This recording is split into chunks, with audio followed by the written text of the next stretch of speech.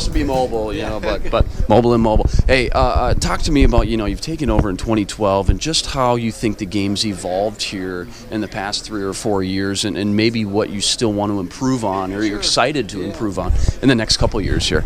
Well, I think we certainly have amplified some of the events here. I mean, this media night has grown in stature, and it's got the feel of a big-time event, and that's what it is. That's what we want it to be. So I'm excited about our sponsorships that we have with Reese's, and of course we have Morgan Stanley, Global Sports and Entertainment in here to provide financial education.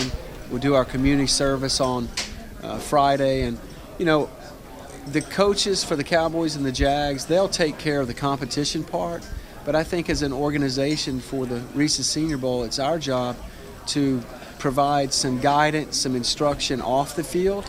And you think about media, money, and community service, those are 3 huge aspects of being a pro athlete, and to introduce those thoughts to these players, I think is really important for us. You've mentioned that this is a job fair for these guys, and as much as you can learn on the field, and coaches will, you could argue that off the field these guys are almost tested a little bit more. Do you think that these guys, for good or bad, can make a bigger statement off the field just with the connections and the interviews now than maybe on it? There's 2 key words we always bring up: competition and connections. And so, the competition is going to reveal itself, but the connections are what you make of it. And to think that you've got 32 teams, potential employers, that are looking at 110 players. I mean, the ratio of NFL people to player, this is the best it'll ever be for the rest of your life. And so to grasp that idea and say, I'm going to make the most of this opportunity, not only on the field, but off the field with the clubs themselves, with the media, and then some of these activities we have off the field in terms of financial ed and the community service. You can walk out of here with your shoulders back and your chin up saying, okay, I'm ready for this whole pre-draft run-up. You definitely set it up for success for these kids. Gus Bradley, 3rd year in a row now coaching this event. We talk about the off-the-field stuff.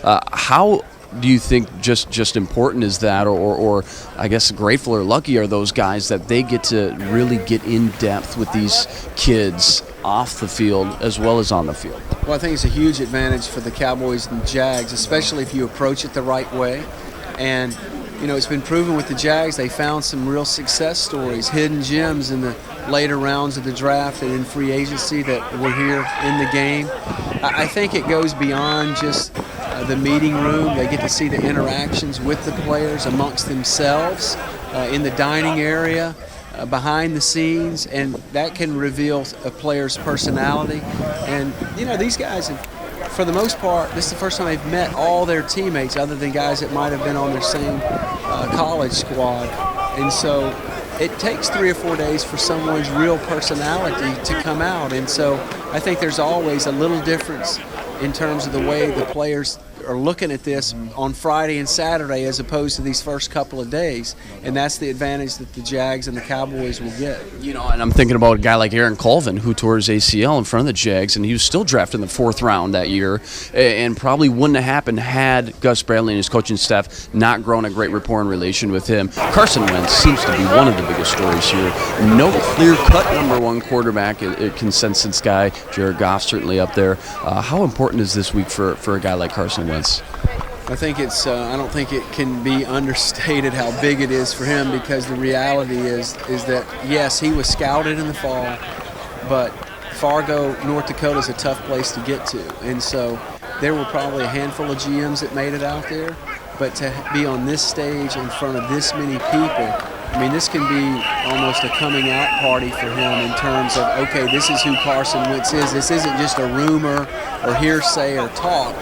He really is 6'5". He really is 230. He really does have an arm that can reach all parts of the field. So this is this is a pivotal week for him in terms of what happens in the draft. Last one with Phil Savage down in Mobile at the Senior Bowl. You talk about Carson Wentz, a little coming out party.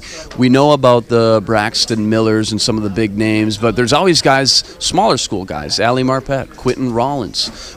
Is there one or two smaller school guys that you're just, whether they have a good week or not, that you're just glad that they had the opportunity now this week to kind of showcase their skills? Yeah, several different defensive backs. You know, James Bradbury from Sanford, DeAndre Hall from UNI.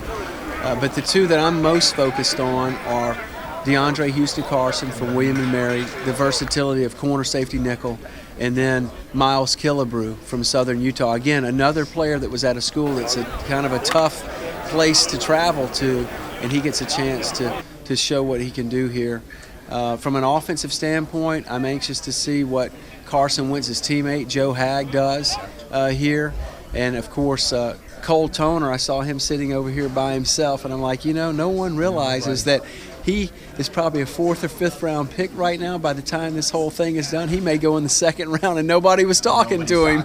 Yeah, absolutely. Well, you've just done a heck of a job since you took over in 2012, not only for the players, but for the media as well. I want to say thank you, and I appreciate you having us down here. So thanks a lot, Phil. Thank you. Thanks a lot, man. Yeah, thank you. Phil said 3 Auburn.